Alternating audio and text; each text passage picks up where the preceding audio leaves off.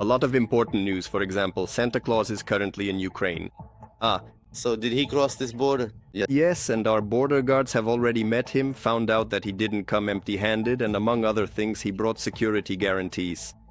Well, as for other, more important and serious news, I'll share them next in a short preview. The peace process is moving forward. European leaders have held new talks on Ukraine, discussing a ceasefire, security guarantees, and post-war recovery. The mood after the consultations is encouraging and optimistic. Peace is on the horizon. There is no doubt that events have taken place that give reason to hope this war could end, and quite soon. Russia is spreading a fake story about an attack on Putin's residence, trying to disrupt peaceful diplomacy. However, Russian propaganda has no facts or evidence of such a strike. That's why few people believe the Kremlin's fabrications, even within Russia itself. Only Putin is waging this war. If he wants it to end, he can make it happen. Prices are rising and there's no money. In Russia, people are canceling New Year's corporate parties and cutting back on their holiday table budgets. The prolonged war against Ukraine is forcing ordinary Russians to tighten their belts even more and switch to a strict savings mode. Prices have already gone up by almost nearly 1.5 times. We choose either something cheaper, simpler food, something like that. Good evening, my name is Mikhail Baranov, and now more details on everything.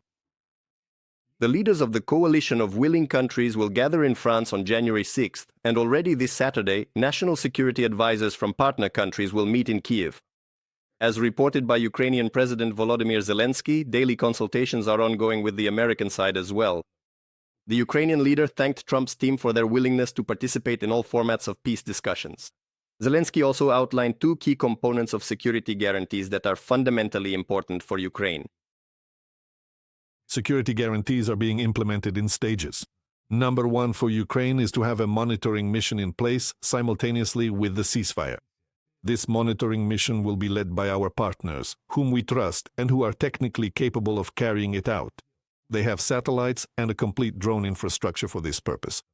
In the second part of the security guarantees, it is spelled out point by point how our partners will respond in the event of a ceasefire violation. Volodymyr Zelensky, President of Ukraine, during a conversation with the media. The peace process is moving forward. European leaders have held new talks on Ukraine. German Chancellor Friedrich Merz said that consultations were held between Europe, Canada, and NATO representatives. As the German politician emphasized, what is needed now is transparency and honesty from everyone, including Russia. The meeting was also positively received by the President of the European Commission, Ursula von der Leyen. Today, there was a productive discussion with European leaders about our support for Ukraine, its security, and the country's recovery. Ultimately, the prosperity of a free Ukrainian state depends on its accession to the EU. This is also an important security guarantee. Ursula von der Leyen, President of the European Commission, on the social network X. Polish Prime Minister Donald Tusk believes that Russia's war against Ukraine could end very soon. Peace could be achieved within a few weeks. He expressed this opinion at a meeting of the Polish government after talks involving European leaders. Peace is on the horizon. There is no doubt that events have occurred that give us reason to hope that this war could end, and quite soon. But this is still hope, not absolute certainty. However, when I say that peace is already on the horizon, I mean the coming weeks, not the coming months or years.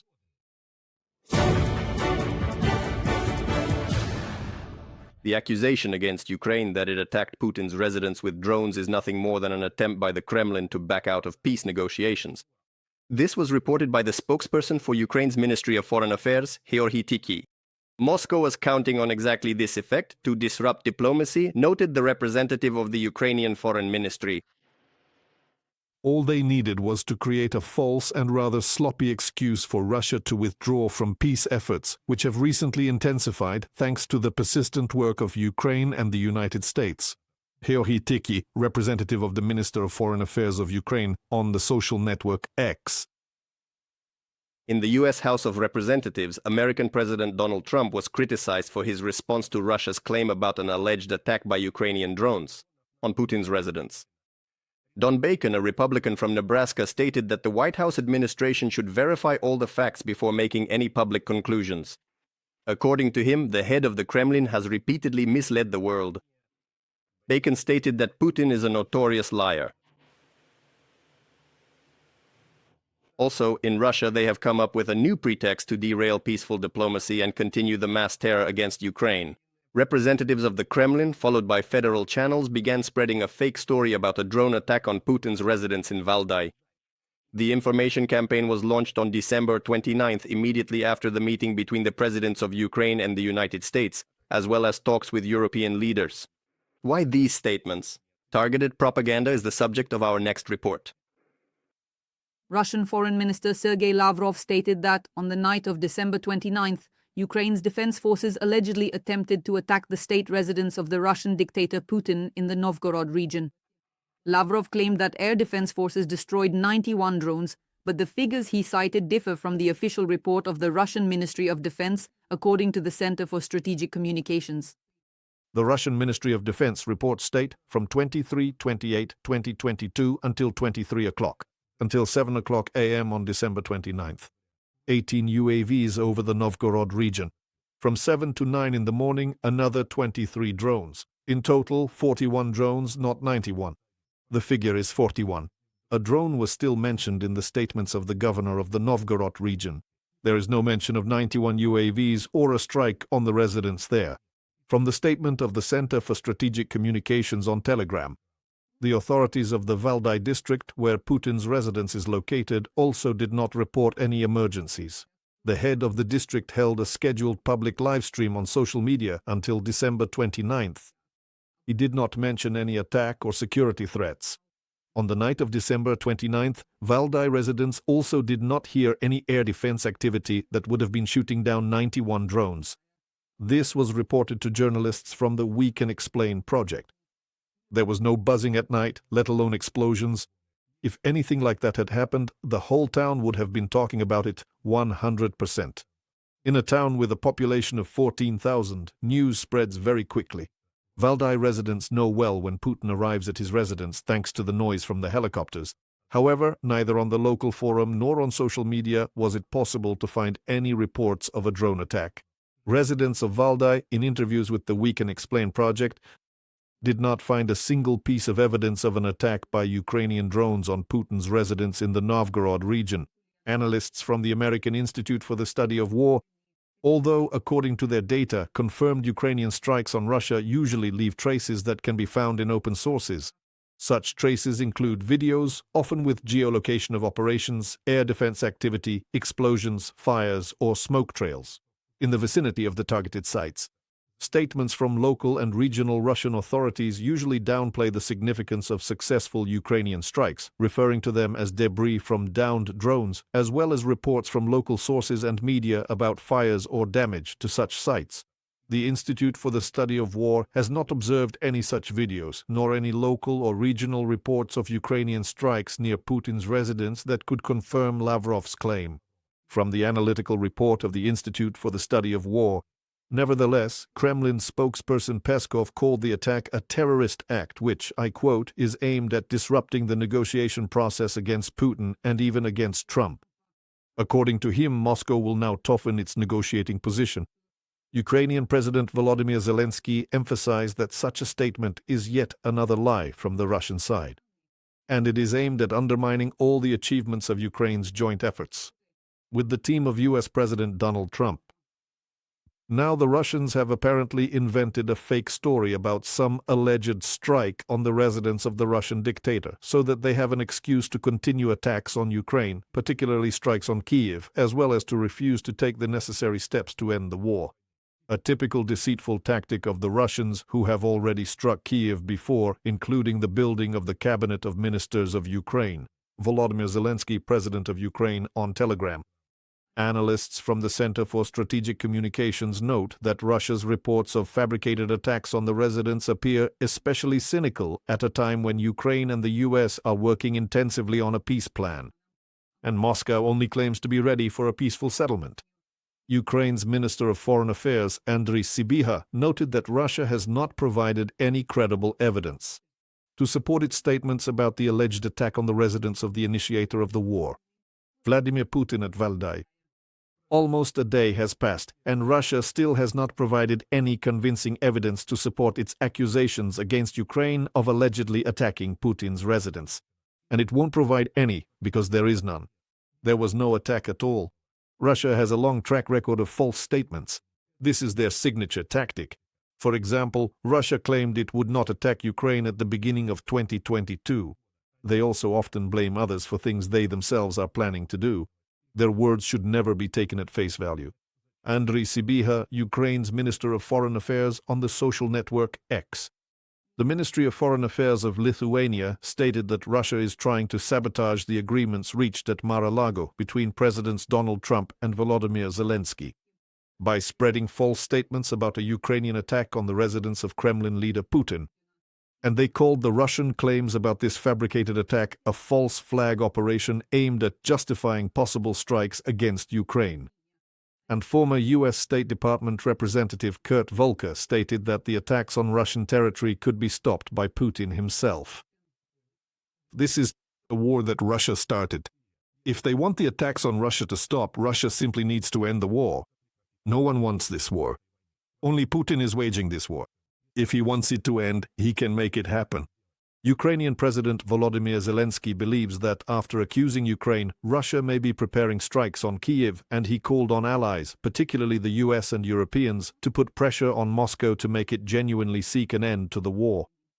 Natalia Hus, Volodymyr Stengelov for Frida TV channel.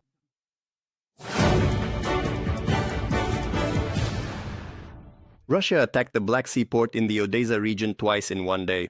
As a result of the shelling, a sunflower oil storage tank caught fire, but there were no casualties. Boom barriers were installed at certain piers to prevent pollution of the water area. As noted by the port administration, Ukraine and Russia are not trying to destroy the country's logistics and export potential. I should note that earlier, Russian forces damaged 2 civilian ships with attack drones. This was reported by the Ukrainian Navy. These are ships that entered the port under the Panamanian flag to load wheat. They were severely damaged, and there are wounded among the civilians. Ports and shipping are part of civilian infrastructure. Attacks on them pose a threat to the lives of civilians and undermine global food security. Deliberate strikes by Russia on civilian targets are a conscious war crime. Russia is a terrorist state. From a statement by the Ukrainian Navy on Facebook. On the eve of the New Year holidays, the Russian army unleashed terror in the Odesa region. Shelling with attack drones, missiles, and glide bombs in the region continued for several days in a row. Due to Russian attacks, prolonged blackouts have been recorded in the region. But despite all the difficulties, at one of the charity foundations in Odesa, preparations for the holidays are still underway. Details in the report.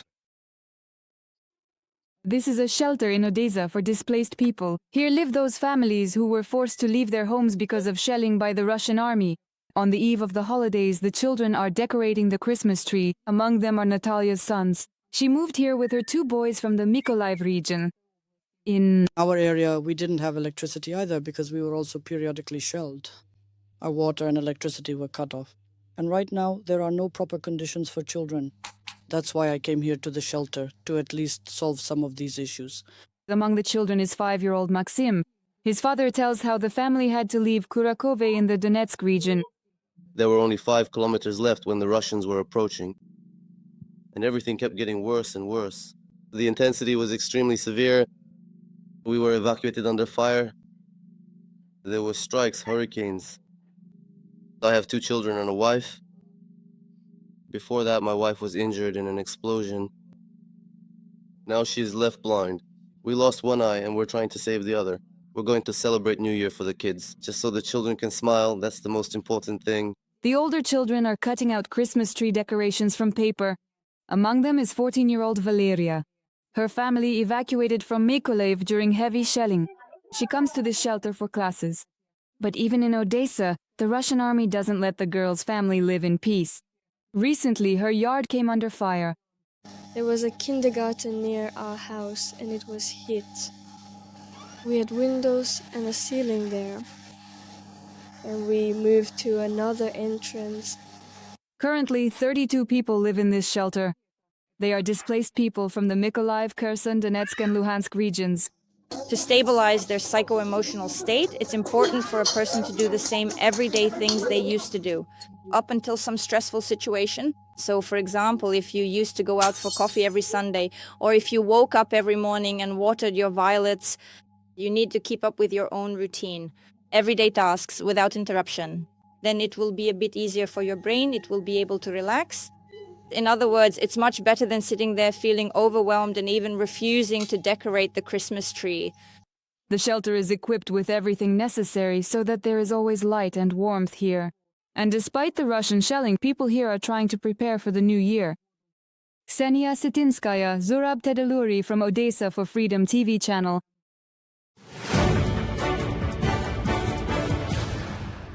Russia is trying to create the illusion of a swift capture of Zaporizhzhia in order to convince the United States of its strength. This is the opinion of Andriy Kovalenko, head of the Center for Countering Disinformation at the National Security and Defense Council of Ukraine. But in reality, according to him, Moscow's statements are nothing more than information manipulation. After all, in reality, any infantry breakthrough is impossible, thanks to the positions of the defense forces as well as natural obstacles, marshy terrain, and bodies of water. Kovalenko notes that the Kremlin is deliberately spreading false information to frighten the West. The Russians are pretending that they can reach Zaporizhzhia in the near future from the direction of Vasilivka and almost enter the city. These actions are entirely connected to the negotiation process around Trump's peace, the desire to disrupt it, reformat it, and prolong the war at least until spring. This is the Russians' objective. Moreover, they are trying to convince the US that they are capable of capturing Zaporizhzhia, even though this does not correspond to reality. Andriy Kovalenko, head of the Center for Countering Disinformation at the National Security and Defense Council of Ukraine, on Telegram. Since the beginning of the day, Russian troops have attempted to break through Ukrainian defenses along the entire front line 63 times. According to the General Staff of the Armed Forces of Ukraine, the Russians launched assaults in 12 directions. The highest number of attacks were recorded in the Pokrovsk, Kostiantynivka, and Huliaipole directions. In our next report, we will discuss the situation on the Sumy section of the front, as well as which goals set by Putin the Russian generals have still failed to achieve. Let's watch. The Russians continue their unsuccessful attempts to seize Ukrainian territories in the Sumy region, hiding behind statements about creating a buffer zone. This was reported by the Kursk military group. The military noted that despite the loud statements from the Russian side about capturing the village of Koten, the real results of the Russian army are limited solely to propaganda messages. The Ukrainian armed forces emphasized that the settlement remains under full Ukrainian control and holding actions continue near 5 settlements. Despite the unfounded statements of the Russians, the forces of the Kursk military group are giving the enemy a worthy rebuff, leaving them no chance of success. Their only success is seen in the dark tongues of propagandists who present wishful thinking as a reality. From a statement by the Kursk military group on Telegram. The defense forces are also holding their positions in the village of Dronivka in the north of Donetsk region. The situation is difficult but under control, say Ukrainian soldiers. They add that Russian occupiers are attempting to cross the Siversky Donets River almost daily. The day before, the enemy tried to land troops from a motorboat, but drone operators from the defense forces destroyed the group of Russians as they were disembarking. The General Staff of the Armed Forces of Ukraine has counted 63 engagements along the entire front line since the beginning of the day. Russian forces have stormed Ukrainian positions in the Kostiantynivka direction 11 times. The defense forces repelled the same number of enemy attacks on the Huliaipole section of the front.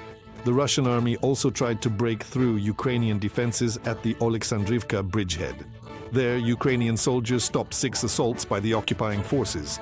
A third of all battles yesterday took place in the Pokrovsk direction. Analysts remind us that Moscow has deployed a massive force of 150,000 troops in this direction. However, even this did not help achieve the goals announced by Putin, to capture Pokrovsk and Mirnohorod by the end of this year. They really their operational strength is visibly running out, primarily because of extensive and impactful operations deep inside the Russian Federation, specifically on its sovereign territory and also across the illegally occupied territories. Today, we can clearly and unequivocally see the significant results of the dedicated work of various drone units, other specialized divisions, the brave defense forces, and elite special units that are specifically and effectively destroying crucial enemy bases and vital oil storage facilities. Fuel and lubricant storage bases are being destroyed, as well as locations where ammunition is stockpiled, where shaheds and much more are accumulated. And in the very end, even though at certain critical moments they may significantly outnumber us, this is precisely what ultimately brings about the desired positive results. Russia is not only refusing to give up its intentions to seize Ukrainian territories, but also its attempts to plunge Ukrainian cities and villages into darkness, into blackouts through massive air attacks. This was stated by the Commander-in-Chief of the Armed Forces of Ukraine, Oleksandr Syrsky. According to the Commander-in-Chief, the key task for the defense forces right now is to destroy the means of aerial attack that Russia uses daily. Our key task at this stage: strengthening the direction of interceptor UAVs, increasing the number of relevant drones, ground stations and radars, as well as expanding the scale and quality of crew training. As part of a layered system, interception lines are being established at a certain distance from major cities. The number of uses of interceptor UAVs and their effectiveness is gradually increasing.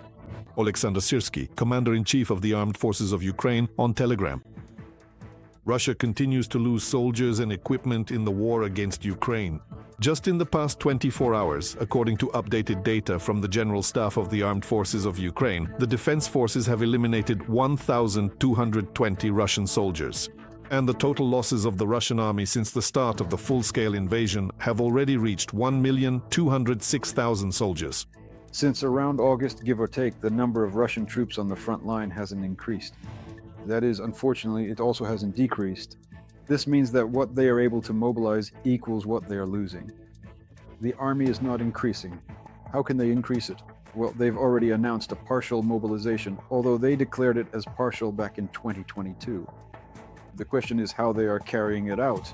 They are also relying on foreign citizens. We know about citizens from India, we know about citizens from Cuba and other countries.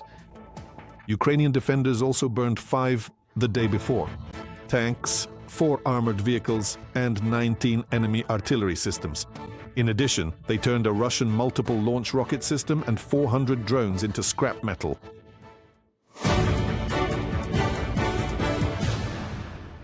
The Security Service of Ukraine has published a selection of its most successful operations for 2025.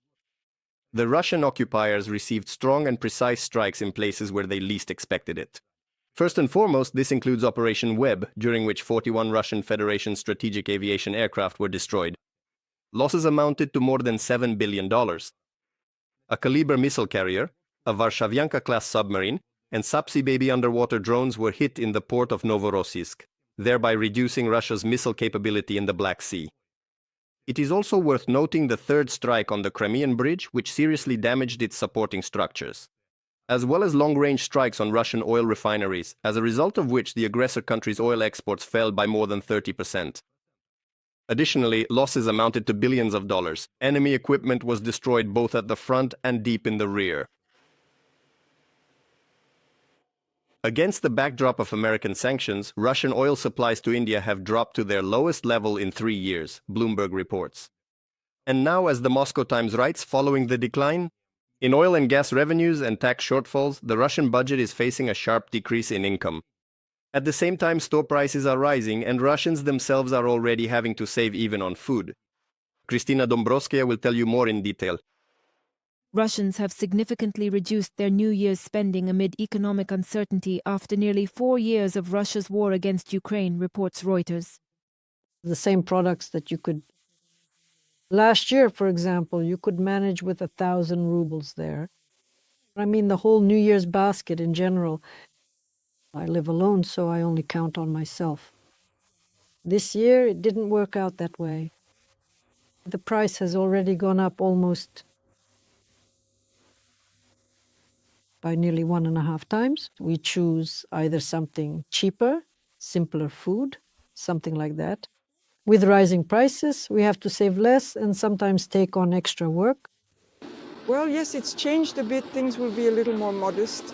Yeah, probably, yes. Well, there will just be fewer guests. People mostly stay at home these days. According to Rosstat, since 2022, consumer prices have risen by a third, almost 32%. As reported by Russian media, since the summer of 2025, when inflation slowed down, the central bank began lowering the rate to avoid an economic collapse. However, overall, by the end of the year, the trends have not changed. Growth continues in the defense industry while civilian sectors are in decline. The decrease in investment continues.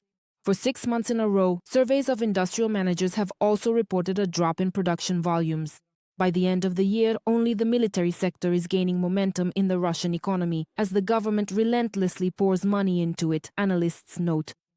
If the central bank is forced to slow down further interest rate cuts, the economy will remain in a state of near zero growth. At the same time, the divergence of the economy along two tracks will continue. The more generously the government continues to fund the war, the longer the central bank will have to keep rates high, suppressing growth in the civilian sector. In 2025, the budget found itself in a perfect storm.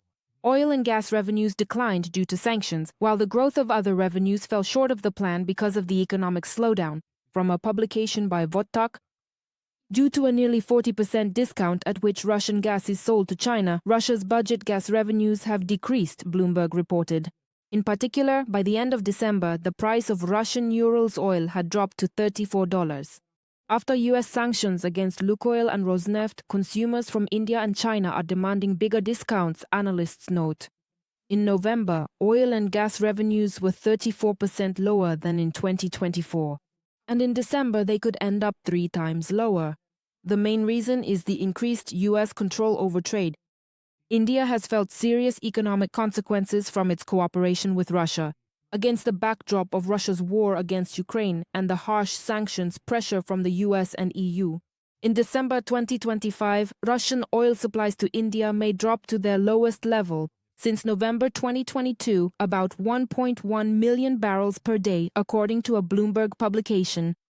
Following the decline in oil and gas revenues and the shortfall in non-resource taxes, the Russian budget is facing a sharp drop in income from state corporations, which control about a third of the Russian economy, writes the Moscow Times, citing calculations by the Russian Presidential Academy of National Economy and Public Administration. Thus, as early as 2026, dividend payments from state corporations to the Russian budget will decrease by almost 400 billion rubles. That's a 36% drop, reported Russian Deputy Finance Minister Masiev. The budget is expected to see a collapse in dividend income from resource companies which have been hit by sanctions and falling prices. This year, Rosneft's dividends were the lowest in 5 years, 122 billion rubles for the first half of the year. For the first 9 months, the company reported a 70% drop in profits and in the third quarter, an 80% decline. The financial performance of the oil and gas sector has worsened, and no improvement is expected in 2026, according to a publication by the Moscow Times. The probability that the Russian economy will enter a recession as early as 2026 remains quite high, according to the Center for Macroeconomic Analysis and Short-Term Forecasting, which is close to the Russian government. According to analysts, economic stagnation will lead to higher taxes on small businesses, the IT sector, as well as various excise taxes, fees, and fines. As a result, according to forecasts, inflation in Russia may begin to rise as early as the beginning of 2026, which will lead to significant increased pressure on its economy. Kristina Dombrovska for Freedom TV channel. Ahead of the new year, preparations are underway in Times Square to ensure security and the police. New York is developing an appropriate plan. According to authorities' forecast, millions of people will gather at the crossroads of the world during the countdown to midnight and the famous ball drop. And for the New York police, this means a large-scale operation to ensure people's safety. Law enforcement officials have stated that if they see anything suspicious, even more police officers and mobile units will be deployed to the streets.